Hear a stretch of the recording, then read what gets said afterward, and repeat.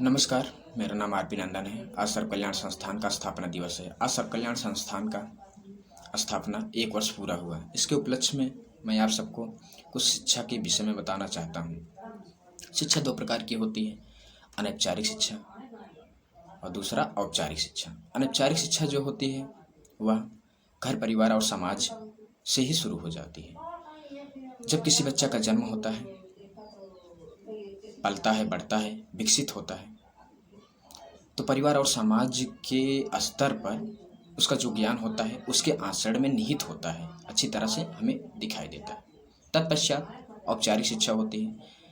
औपचारिक शिक्षा जो होती है उसमें बच्चा विभिन्न प्रकार के शिक्षण संस्थाओं में जाता है और विभिन्न प्रकार के शिक्षण संस्थाओं का उद्देश्य नौकरी दिलाना नहीं होता है, बल्कि संपूर्ण मानव क्षमता का विकास करना होता है। इसके अंतर्गत हम यदि सिर्फ बौद्धिक विकास की ही बात करें तो यह सत्य नहीं होगा, बल्कि इसके अंतर्गत हमें शारीरिक विकास, नैतिक विकास, भौतिक विकास आदि के बारे में सोचना चाहिए। यदि केवल ज्ञान की बात करें, आचरण की बात न करें, तो ऐसा ज्ञान भ्रष्ट होता है। दुर्भाग्य की बात यह है कि आजकल की जो शिक्षण संस्थाएं हैं वो सिर्फ बौद्धिक ज्ञान प्रदान कर रही हैं। बौद्धिक ज्ञान प्रदान करने के बाद वो सब कुछ हमारे भाग्य पर छोड़ देती है कि उस ज्ञान का प्रयोग हम किस रूप में करें, कहाँ करें और किस लिए करें, यह हमारे भाग्य पर छोड़ दिया जाता है। इसलिए आज हमें यह कहने में जरा भी संकोच नहीं है कि आजकल की जो शिक्षण संस्थाएं हैं वो पूर्ण रूप से मूल्य निरपेक्ष हो गई हैं।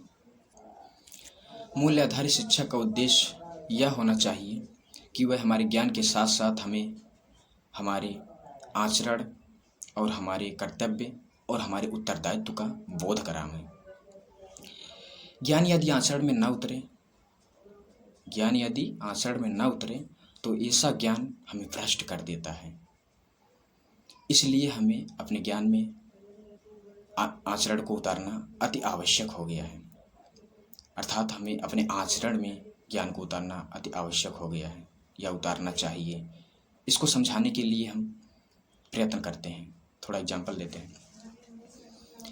एक बार गुरु द्रोणाचार्य गुरुकुल में अपने शिष्यों को शिक्षा दे रहे थे और एक दिन वे पढ़ाते थे और दूसरे दिन अपने शिष्यों से कहते थे कि अगले दिन सुना जाएगा।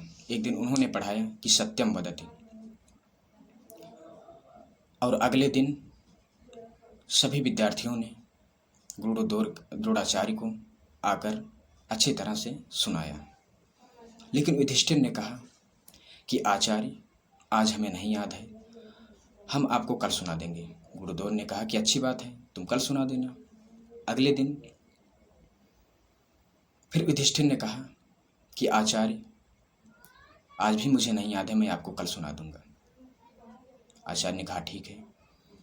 लेकिन जब चौथे दिन ऐसा हुआ तो आचार्य ने कहा कि युधिष्ठिर, तुम्हें क्या हो गया है कि सिर्फ सत्यम वदति इतना छोटा सा वाक्य तुम्हें नहीं याद हो पा रहा है? तुम इतने बड़े बड़े पाठ को कंठस्थ कर लेते हो, इन छोटे से वाक्यों में क्या रखा है?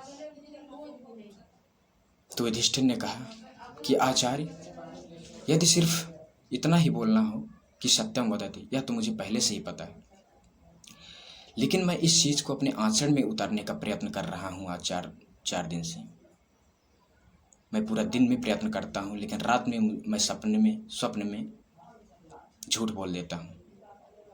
यह मेरे आचरण में नहीं उतर रहा है गुरुदेव। तो आचार्य गुरु द्रोणाचार्य प्रसन्न होकर युधिष्ठिर के अपने गले लगा लिए और कहे, तुम ही मेरे सबसे प्रिय शिष्य हो। कहने का तात्पर्य यह था कि यदि हम अपने ज्ञान को आचरण में न उतारें तो वह ज्ञान हमें अंधकार की ओर ले जाता है। जैसा कि रावण को अनेक ज्ञान था, वह ज्ञान का महारथी था, पर उसे अपने आचरण का बोध न था, तो उसका ज्ञान उसे भ्रष्ट कर दिया, उसे अवनत की ओर ले गया। यदि हम अपने ज्ञान का उपयोग आचरण से जोड़ दें, अपने ज्ञान को आचरण से जोड़ दें, तो ऐसा ज्ञान हमें उन्नत की ओर ले जाएगा। कहने का तात्पर्य मेरा यही था कि जिस प्रकार की हम शिक्षा को ग्रहण करें, जिस प्रकार की हम शिक्षण संस्थाओं का निर्माण करें, उसमें हम अपने आचरण को अवश्य जोड़ें। मनुष्य का अंतिम लक्ष्य बुद्धि के विकास के साथ साथ अपने आचरण का भी बोध होना अति आवश्यक है। बस इतना ही विचार आप सबके बीच मुझे प्रेषित करना था। धन्यवाद।